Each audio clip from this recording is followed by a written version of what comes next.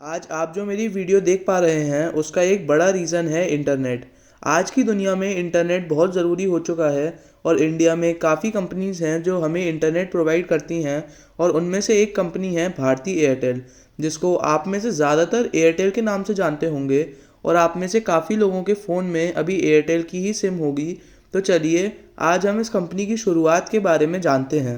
1984 से पहले सुनील मित्तल ताइवान की एक कंपनी किंगटेल से रोटरी फ़ोन्स इंडिया में इंपोर्ट करते थे, लेकिन 1984 से उन्होंने उन फ़ोन्स को रिप्लेस करके इंडिया में ही पुश बटन फ़ोन्स बनाना चालू किया।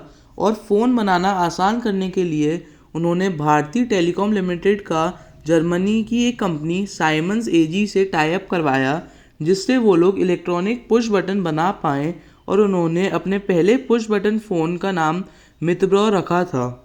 और 1990s की शुरुआत में फैक्स मशीन, कॉर्डलेस फ़ोन्स और बाकी के टेलीकॉम गियर्स बनाना भी चालू किया। और फिर वो दिन आया जिस दिन केवल 4 मोबाइल फ़ोन नेटवर्क लाइसेंस का ऑप्शन हुआ, लेकिन उनकी एक शर्त थी कि ये लाइसेंस खरीदने वाले को टेलीकॉम सेक्टर का एक्सपीरियंस होना चाहिए। और इस मौके का फ़ायदा उठाकर उन्होंने ये लाइसेंस ख़रीद लिया। और वो शायद पहले ही बिजनेसमैन थे जिसने मोबाइल टेलीकॉम सेक्टर को एक मेजर ग्रोथ एरिया समझा। और उनके प्लान्स फाइनली 1994 में अप्रूव किए गए और उन्होंने 1995 में दिल्ली में अपनी सर्विस भी लॉन्च करी। और उन्होंने अपनी सर्विसेज एयरटेल के नाम के अंडर चलाई।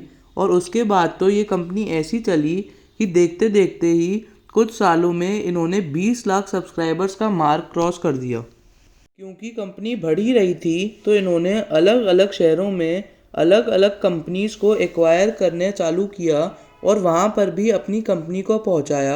और 2002 में ये एक पब्लिक कंपनी बनी, जिसका मतलब है कि ये नेशनल स्टॉक एक्सचेंज और बॉम्बे स्टॉक एक्सचेंज में लिस्ट हुई।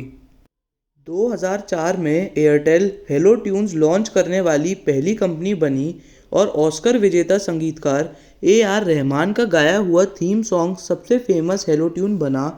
2009 में इन्होंने अपनी पहली इंटरनेशनल सिम श्रीलंका में बेची और उन्होंने जैन टेलीकॉम को $10.7 बिलियन में एक्वायर किया, जो किसी इंडियन कंपनी से की गई सबसे बड़ी एक्विजिशन थी। और उन्होंने वॉलमार्ट से भी टाई अप किया, जिसकी मदद से उन्होंने पूरे इंडिया में अपने स्टोर्स खोले। और इसके बाद से आज तक इन्होंने कितनी ग्रोथ की है ये सब तो हम अच्छे से जानते ही हैं। तो चलिए मैं इस वीडियो को ज़्यादा नहीं खींचता हूँ, अब इसको ख़त्म करने का टाइम आ चुका है। अगर आपको वीडियो पसंद आई तो लाइक करना तो फ्री ऑफ कॉस्ट ही है। और इसी तरह की और वीडियोज़ देखने के लिए चैनल को सब्सक्राइब करना मत भूलिएगा।